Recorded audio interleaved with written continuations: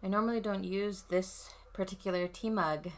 It's definitely not one of my favorites, but I figured since we were going to be talking about spring and Ostara that I would make an exception.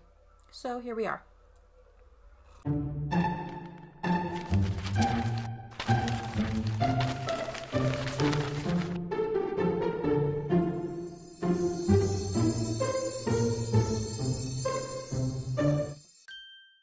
Merry meet my fellow bookish witches. Welcome to Witchy Reads, a place where we talk about books and other bookish things. It is time for another Witchy Reads TBR selection.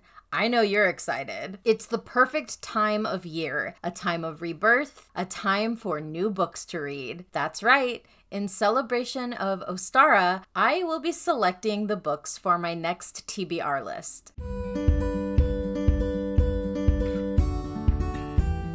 Ostara is the second of 3 spring festivals on the Wheel of the Year. It sits between Imbolc and Beltane and is the perfect balance between light and dark. It is primarily known as the vernal Spring Equinox and is the official start of spring in the Northern Hemisphere. Ostara usually falls between March 19th through the 23rd. It is a time to honor the goddess of fertility, Ostara, also known as Yoster. The earth is becoming warmer, signifying the goddess coming into her full maiden power. Themes surrounding this equinox are balance, renewal, actions, beginnings, hope, and new possibilities. You can celebrate Ostara by decorating with fresh flowers or a small potted plant or two. Fill a cauldron with fresh spring water and flower petals to float on top. You can also use flower petals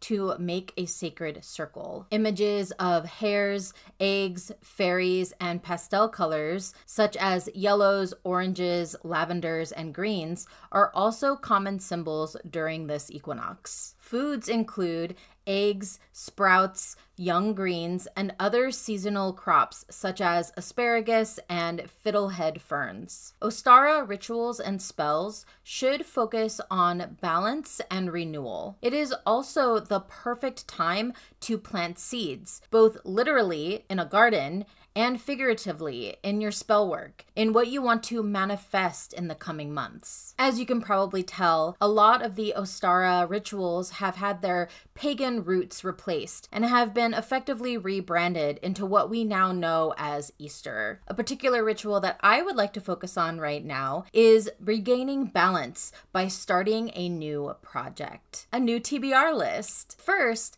I want to talk about how I will be randomly selecting my books by using the divination practice of lithomancy. Lithomancy is the practice of performing divination by reading stones. In many cultures, this was a fairly common practice. Think of it being the way that they used to check one's horoscope. The earliest form of lithomancy included stones that were polished and inscribed with symbols, likely precursors to rune stones. In modern lithomancy, the stones are typically assigned symbols related to the planets or relating to something personal. Say, for example, bookish symbols. Usually, when creating a stone set to perform lithomancy, you will want to use up to 13 stones. This can change depending on if you are making a custom set. In that instance, there really doesn't need to be a set limit on the amount of stones you use. And with that, I would like to show you my little bag of stones that I've created for divining my TBR list.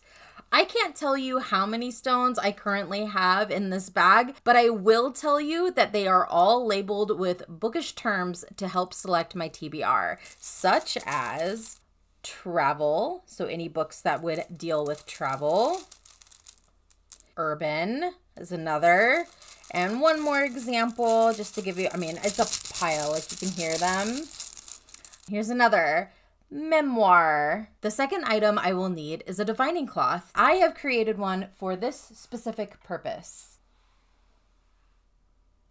But before I get into selecting my books, I want to explain a little bit about the books that are already pre-selected for my TBR list. This is for a few reasons. The first being that I have a couple of rollovers from my Cozy Yule TBR list that I want to include in this round because I want to ensure that the books that I have picked for a TBR get read, because that is the point. I'm going to quickly name off the books that were part of my Cozy Yule TBR. If you want a more in-depth description of these books, you can go ahead and check out my Cozy Yule TBR. I'm just simply going to be reiterating the title and the author. First, we have These Violent Delights by Chloe Gong, The Unmaking of June Farrow by Adrienne Young, and The Lantern's Ember by Colleen Houck. And as you can see, I've already started reading this. I'm in the middle of it. This is probably going to be one of the first ones I finish. There was a fourth book that was supposed to roll over from the Cozy Yule TBR. However, since I posted that video, I have learned of the St. Martin's Press boycott. Unfortunately, that book is part of it, so I won't be speaking about that book. I won't be advertising that book. I will still read it because it is part of my TBR list, but I won't be making any videos announcing the book until the boycott is resolved. In addition to those, I have another book that I am currently reading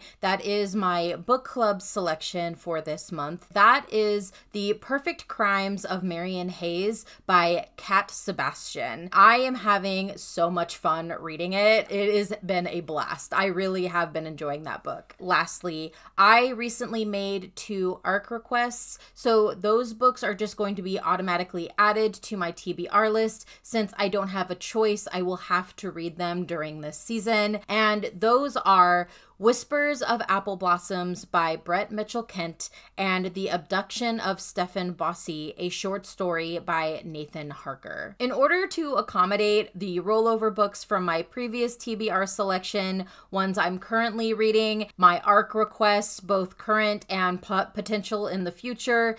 No, I don't think you understand. I'm obsessed. And the inevitable book club selections that are going to come my way, I will only be selecting 5 books using my Lithomancy Divination. So how is this going to work? My plan is, since I have so many stoned options, I'm not going to simply toss all of them onto the map because no, that would be completely ineffective. Since I'm only going to be picking 5 books, the plan is to pick 5 stones, cast them on my divination cloth. Where they fall is what will be selected. Hopefully we get some good options here. We are going to pick 5 stones. I am not going to look at them, and we are going to cast them on my divination cloth and see what books I get to read. 1, 2, mixing them up, 3, 4, 5. I'm not going to look at them. All right. And we are going to just cast them onto the divination cloth. Here we go. First is a fiction comedy. Here we have a queer comedy. This fell in between. So we're going to be looking for a memoir adventure that is a classic. Okay, classic memoir adventure. This was here. It looks like the majority of the stone is under romance and released over 5 years ago. So a romance that is over 5 years old. Folklore fell dead center. That I think is kind of a wild card. So I get to pick any folklore of any of these genres. That should be fun. I am going to go ahead and look for books in my TBR. I will get back to you. Stay tuned. 20 minutes later. I am back and I have my book selections based on what I have divined. First, we had classic memoir adventure. The first thing that came up was Into the Wild by Jon Krakauer. It's really funny to me that that is the book that I will be reading, considering in my last video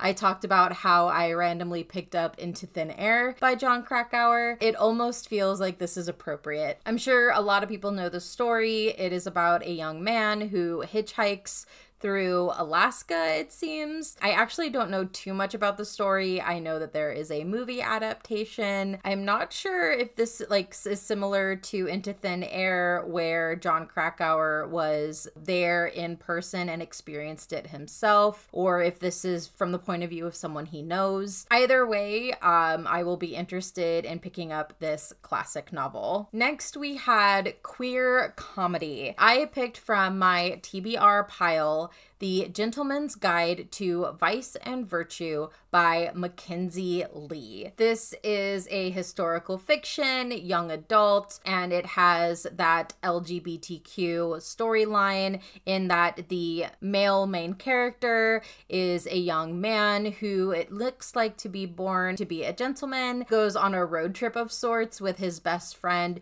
whom he has a crush on. Hijinks ensue. I'm looking forward to this. It appears like it could be a little bit more heartfelt than just a cute little queer romp. Next, we have a romance that was published 5 or more years ago. This is the only one of these selections that I actually had a physical copy on my shelf. It was inevitable, but A Court of Thorns and Roses. It was published in 2015. It is a romance. It fits the criteria. Next, we had just fiction comedy. Again, I pulled this book from my TBR pile, so it's a book that I had selected that I wanted to read, though I couldn't tell you when it was added because honestly, I am not recalling the name of this book, but it does sound interesting. It is The Girl Who Saved the King of Sweden by Jonas Jonasson. It seems a little weird and quirky and takes place in 1961. Initially, it sounds like it could be a little woman empowerment story, but with comedy. So definitely intrigued about this. I can definitely see why I added it to my TBR pile. Lastly, we have folklore, and it landed in the middle of my divining cloth. So I took that as anything goes as far as genre. The point is that it has to be folklore. For me, this was a no-brainer. I have already read Spinning Silver, so now I get to read Uprooted by Naomi Novik. I'm excited about that. It looks like it deals with dragons, a little village, and another, probably strong woman main character. So definitely excited about that. I also anticipate, because it is Naomi Novik, that it will have some kind of fairy tale reimagining, and I always enjoy that. I definitely enjoyed Spinning Silver, so I'm interested to see what this book will be about. There you have it. I have divined my Ostara TBR list. I'm gonna go ahead and list the final names of the books here so everyone knows what I will be reading this coming season. Look out for videos because I'm probably going to be doing a few full-length book reviews on some of these books. If you've read any of these books or have any of these books on your own TBR list, please let me know down in the comments below. I would love to start getting a discussion going about these books. It's always fun to hear from people who have read books so I can get kind of an idea of what to expect. Don't worry about ruining anything for me. It's about the journey. I really don't mind spoilers. If you've been enjoying my videos and would like to support my channel, the best way to do that right now is to like this video, subscribe to my channel, and share any videos that you particularly like. It really is a big help and I greatly appreciate it. Until our next chapter together, merry part and blessed be.